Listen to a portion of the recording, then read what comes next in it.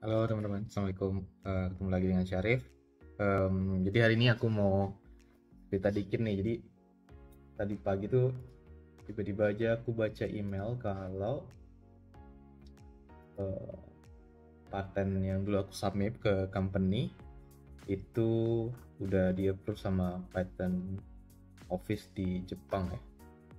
Jadi aku mau cerita kali ini tuh aku mau cerita tentang pengalaman aku submit patent dan patennya akhirnya bisa di approve pertama sama company, terus habis itu di apply ke patent office di berbagai negara. Sebenarnya aku nggak tahu sih sekarang dia state-nya ada di mana, jadi mungkin kita bisa cek juga. Kalau aku punya linknya nanti coba aku kasih lihat ya. Jadi apa ya,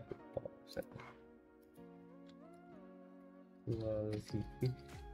Jadi sambil aku cari-cari ininya.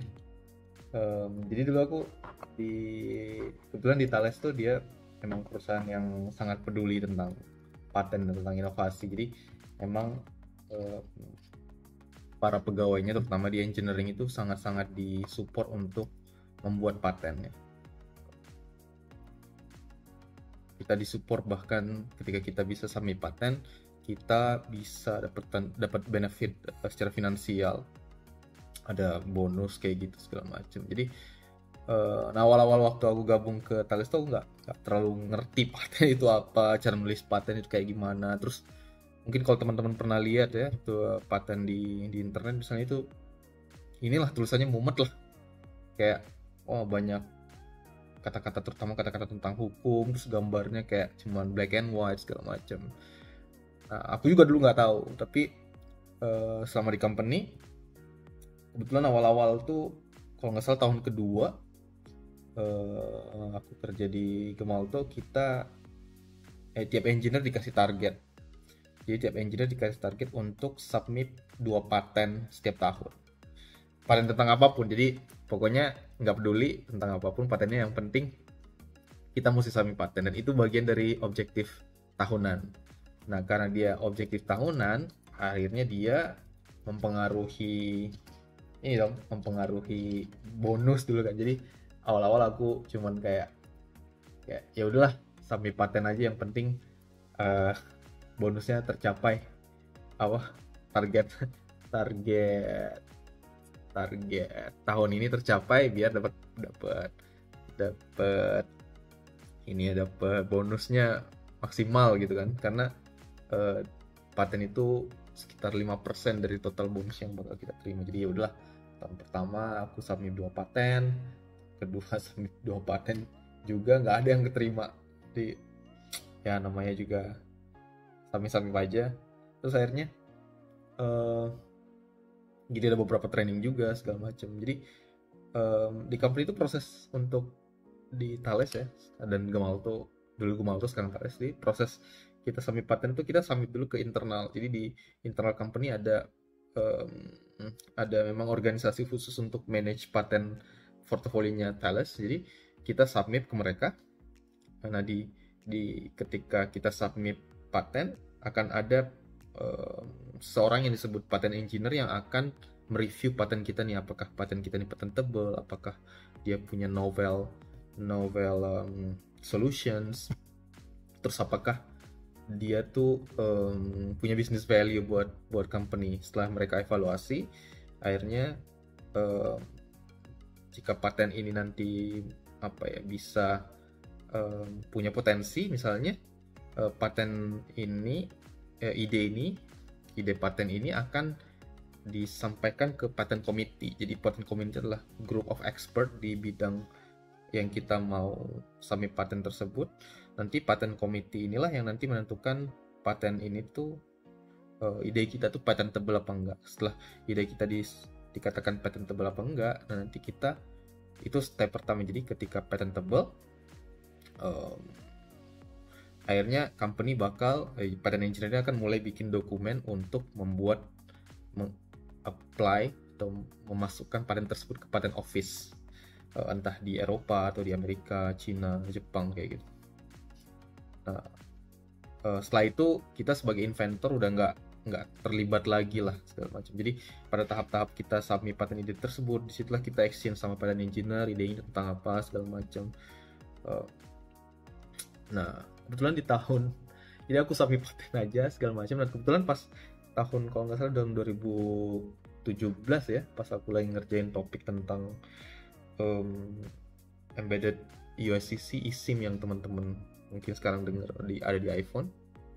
Itu kita lagi ngerjain ada masalah teknikal yang jadi ada dua dokumen standar yang harus dipenuhi oleh produk kita. Tapi dua dokumen standar ini ada satu bagian yang dia tuh bertolak belakang. Artinya ketika kita support fitur ini dari standar A, kita nggak support fitur dari standar B kayak gitu. Atau kalau misalnya kita support fitur dari standar B, artinya kita melanggar fitur dari standar A kayak gitu. Masalahnya produk kita tuh harus support dua-duanya. Jadi pada saat itu aku sama beberapa temen, kita jadi 2 orang kalau nggak salah, aku sama salah satu inventornya tuh kita ada ide nih. Nah, kalau misalnya kita desain kayak gini, kita bisa dua-duanya itu bisa ada hidup berdampingan di dalam satu produk.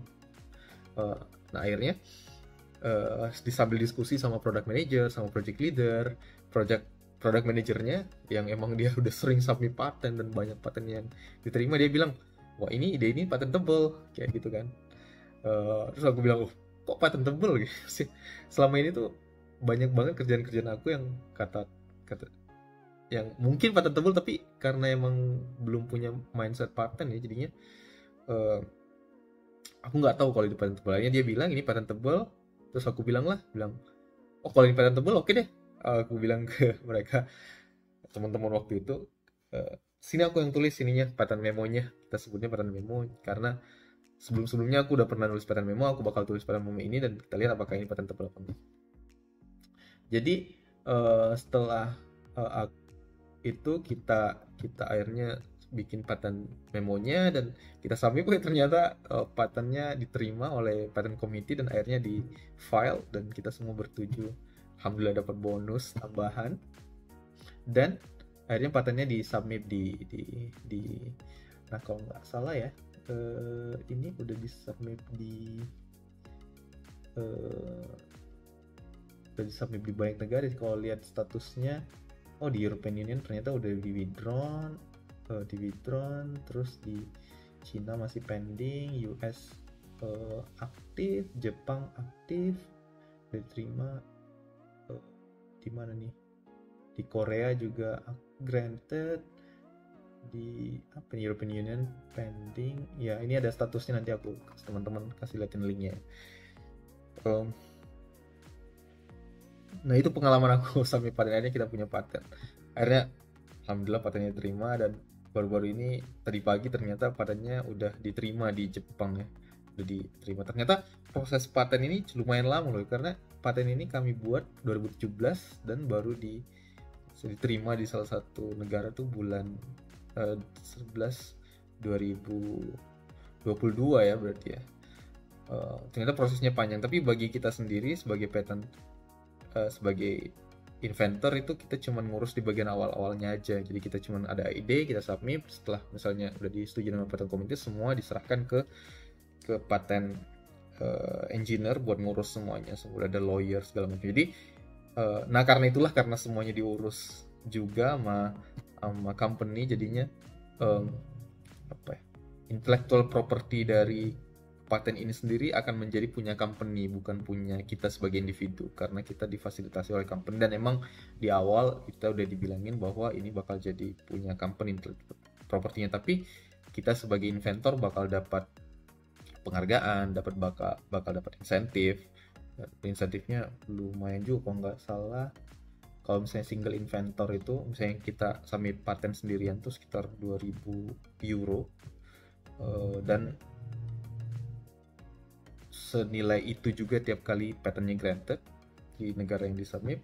Dan kalau misalnya itu dia lebih dari 2 orang atau 3 orang kalau nggak salah, dia bakal dibagi 2.500 euro, bakal dibagi untuk semua inventor. Nah setelah 2018 dan 2019 sendiri, performa paten aku udah nurun juga, nggak submit lagi sampai sekarang. Kalau nggak salah tiap tahun aku selalu submit sih, satu dua, tapi baru satu yang tembus. Tapi emang kata temen-temen juga yang kebetulan dia patennya jago jago banget submit. Maksudnya beberapa, dia project leader aku dulu orang Prancis, dia kadang-kadang setiap tahun tuh dia sampai 5 atau 6, mungkin keterima satu atau dua kayak gitu.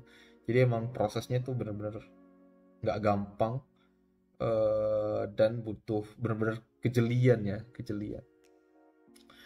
Nah, sebenarnya dari pengalaman ini sih aku ngerti dikit ya tentang paten. Jadi intinya paten tuh sebenarnya em, nggak selalu harus invention yang besar sih. Itu cuman pada akhirnya adalah dia adalah sebuah novelty untuk menyelesaikan suatu masalah. Eh, jadi dulu pada saat training tuh dijelasin kayak, misalnya kamu punya ini nih, bukan teko ya, apa ya namanya itu yang buat tempat nuang teh, teko ya. Em, Misalnya kamu punya teko buat nuang teh, kan ini apa, ujungnya tuh tempat keluar airnya cuma satu kan. Nah berarti kan kamu cuma bisa ngisi ngisi gelas tuh cuma satu dalam satu waktu kan. Nah gimana kalau misalnya kamu bikin jadi dua itu kepalanya kan, tempat keluar airnya, tempat keluar tehnya, kan kamu bisa ngisi dua tuh. Nah itu tuh udah bisa udah ada unsur novelty dan udah ada solution yang diberikan. Nah itu udah bisa patentable sebenarnya. Dan itulah yang kita disuruh cari, suruh jeli di tiap kerjaan kita. Ada nggak sih sesuatu yang novel yang kita kerjain? Dan itulah yang akhirnya aku coba selalu. Nah, sekarang aku mau cerita tentang paten aku sendiri. Patennya tentang apa sih? Nanti aku liatin ya linknya. Jadi inti judul patennya itulah Method of Managing Privilege in Tamper-Proof Device Comprising Several Software Container. Jadi dulu kita bikin produk ya. Produk tuh namanya kita sebutnya combo produk. Jadi di dalam satu SIM card dia ada ESE, Embedded Secure Element, dan ada EOCC, which is essentially multi SIM ya. Nah, ESE ini pada dasarnya dia mengikuti sebuah standar yang disebut Global Platform. Nah, Global Platform ini mengatur banyak hal ya. Salah satu aturan yang dia buat itu adalah privilege buat application. Jadi application yang jalan di sebuah platform berbasis Global Platform, dia bisa punya privilege. Privilege itu intinya adalah hak-hak yang dimiliki oleh aplikasi. Dia bisa melakukan apa aja di aplikasi di platform. Misalnya contohnya kalau aplikasi Android, dia bisa akses misalnya akses foto, akses kamera, kayak gitu-gitu kan. Itu privilege. Jadi, nah, salah satu privilege yang ada di Global Platform itu ada 3 sih sebenarnya. Itu ada Final Application, Car Lock, Global Lock, sama Global Delete. Jadi kita bisa punya aplikasi yang bisa punya tiga privilege ini. Ini privilege kayak super user gitu loh. Jadi aplikasi ini kalau dia punya 3 privilege ini, dia seakan-akan aplikasi super user. Nah, di EOCC atau eSIM itu dia mengikuti standar yang namanya itu GSMA standar. Nah, GSMA ini dia juga mengikuti Global Platform, tapi beberapa poin dari Global Platform itu diatur ulang di GSMA untuk use case-nya eSIM. Jadi salah satu yang diatur ulang itu adalah masalah 3 privilege ini. Jadi kata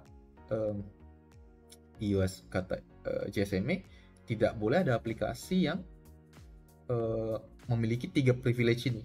Nah, kalau misalnya tidak ada aplikasi tidak bisa punya 3 privilege ini, artinya di bagian Global Platformnya kita berarti nggak ngikutin Global Platform secara penuh. Nah, masalahnya tuh ESE sendiri tuh, ESE partnya dari produk kita, dia harus support fully Global Platform. Karena nanti akan ada certification dan bakal dites nih fitur-fitur Global Platform ini. Sementara di EOCC-nya di bagian eSIM-nya tuh dia bilang kita nggak boleh ada aplikasi yang punya tiga privilege ini.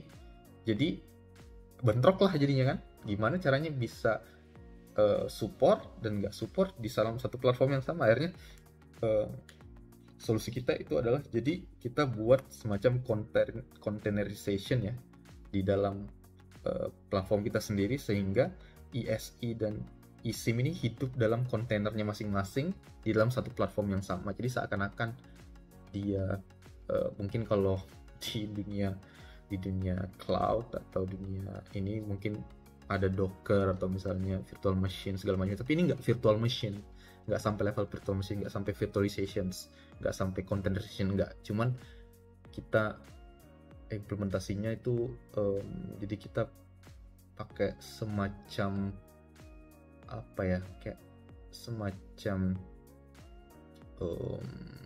atribut gitu, sehingga incoming message tuh bakal incoming command ke dalam platform kita tuh bakal dicek ini mau ke ESI atau mau ke USCC. Kalau misalnya mau ke ESI kita bakal aktifin semua fitur global platform, kalau dia mau ke ESI kita bakal aktifin fitur-fitur JSME. Jadi kayak gitu. Soalnya kita nggak bisa bikin containerization di smart card, jadi pengen aja smart card itu paling kapasitas memorinya misalnya flashnya ya cuma 2 mega atau 3 mega ya megabyte dengan RAM misalnya 15 kilobyte atau 30 kilobyte, itu kan kita nggak mungkin bisa bikin virtualizations, nggak ada hypervisor segala macam. Jadi si cari solusi yang embedded spesifik tapi bisa selesaiin solusi, dan akhirnya itulah inti dari paten yang aku dan teman-teman aku bikin. Nanti aku bakal kasih linknya di bawah kalau teman-teman mau lihat. Dan alhamdulillah suatu pengalaman sih bisa sampai paten, bisa ada paten untuk nama aku sendiri. Dulu juga nggak pernah kebayang kalau bakal bisa punya paten, tapi so far belum ada lagi nih paten yang diterima-terima, tapi aku masih coba terus biar siapa tahu entar ada satu lagi atau dua lagi yang bisa keterima. Nanti kita lihat lah, aku bakal sharing lagi kalau misalnya entar ada yang keterima. Oke, sekian dulu video hari ini. Mudah-mudahan ada manfaatnya. Assalamualaikum warahmatullahi wabarakatuh.